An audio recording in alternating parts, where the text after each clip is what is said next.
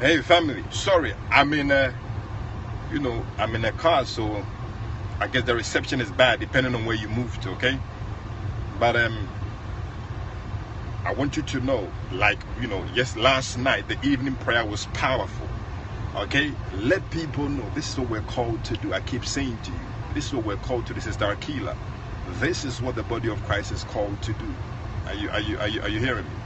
Okay, so I want you to, if the response is good, and I'm going to ask those who normally come on the prayer line in the evening, what do you prefer? Do you prefer the prayer line or do you prefer Periscope?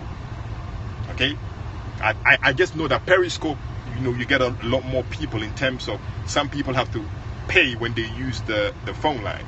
But if we use Periscope, I think, see, that one of the advantages of the phone is that you can hear other people praying. You see what I'm saying? And sometimes when you're down, you just want to hear prayer. You know what I'm saying? You just dive into the atmosphere. Periscope, you can't hear nobody. That's my only dilemma. But I think I'll just, we're going to talk from now to the end of the year, and then we're going to see what's best. Okay, see, some people say phone. Some people say, well, so far one phone. But so far, see, two people phone. You understand?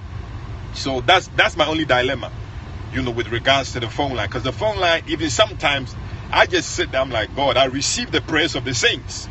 You got to be smart sometimes. I receive the prayers of the saints. Do you understand? When people are praying for me. Because listen to me.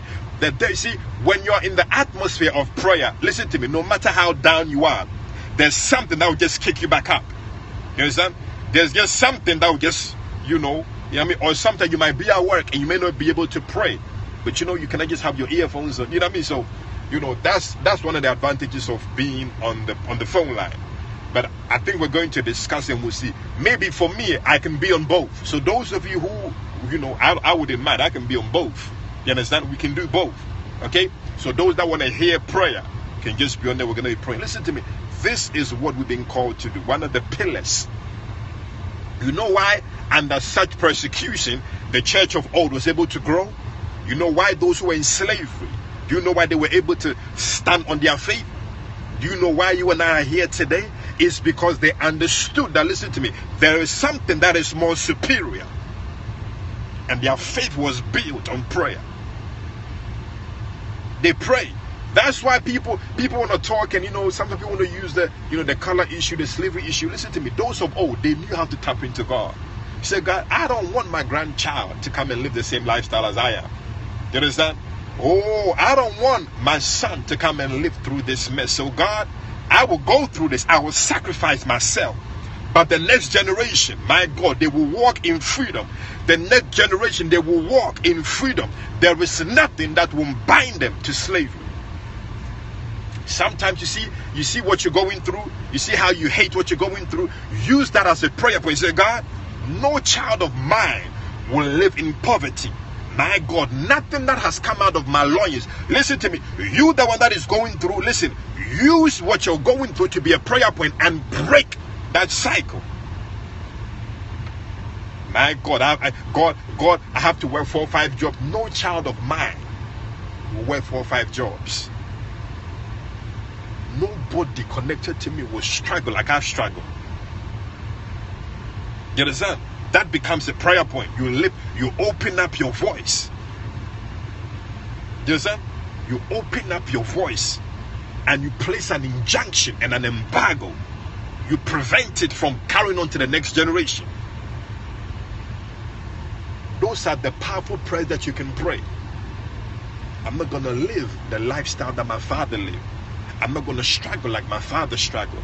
I'm not going to struggle like my mother struggled. Some of you grew up seeing men just coming and going. The house that you was living in was like a demonic warehouse. Men just come and dumped their refuse on your mother and they would leave. Some of you had to lock yourself in rooms because strangers kept coming into the house. And now, if you're not careful, it's like you're beginning to see the same cycle trying to repeat itself. But listen to me, by the voice of prayer and the voice of declaration, my God, that is where your faith kicks in. You see, your faith is not for houses and cars and them things. Your faith is when you can rise up and say, you know what, you come into my house. I know we ain't got no money. There's some, in Africa, in Ghana, when a man is going to marry, what they would ask you, like, anybody who who understands tree, like the local language, they were one of them. They say, if you're benu free, which means that what house is he coming from? And when they say the house, they're not talking about a physical address, they're talking about the name. See, there are some names that when you mention, like for instance, in Ghana, if you mention, for instance, the surname Rawlings, okay, that name is connected to leadership, presidency in Ghana, okay, because he ruled the country for about 20 years. If you mention a surname, like let's say now the sitting president Akufo-Addo, that name, that surname is connected to presidency as well. Okay, there's some names that when you mention, automatically it means that, hey, that's a well-to-do house. So one of the first things as a lady that your parents will ask you, what house is that person coming from? Then that will determine whether they're going to accept the proposal or not. Because some families don't want their children to go and struggle, so they might not accept it. I'm going to teach you some more about these things so that you know what to do and how to pray. Okay? Is that okay? Is that okay? Now I gotta move again. The thing is gonna mess around, but I promise you, I'm gonna be disturbing you all day today. Is that okay? I'm gonna be disturbing. We're gonna have so many scopes today. As soon as I settle and the Wi-Fi is okay, I'm gonna come back on. Is that okay? Is that okay? So just put a pause. We're not done yet. It's just a pause, okay? As soon as I get Wi-Fi, I'm gonna come back on. So hey, I'm gonna disturb you today. I'm gonna disturb you today, okay? In Jesus' name. See, that's why names are important. You know what I'm saying? That's why names are important. See, that's why if Sister Renee, when you go back into slavery, that's why the slave master would impose their names on the slaves. Because it was a power thing. It was like, you know what? If you go here, oh, that's so-and-so slave just by your name. I want to teach you those things so that there's something that you can break and disconnect yourself from.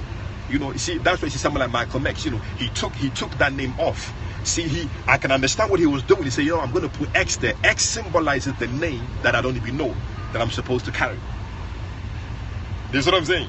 So, they did things physically, but there's a spiritual meaning to it. That's why you have some people, like that guy. There's a lot of some of these NBA guys from before who changed their names. Hello, Zizi. See, they changed their names. Okay? So I'm going to teach you all of those things, okay? See you later. Say hello to my family. You just say hello. Picking up from school. I'm gonna come back, okay?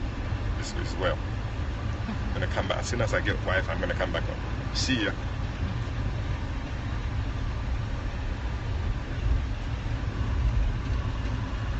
Okay, so I'm gonna see you again, okay?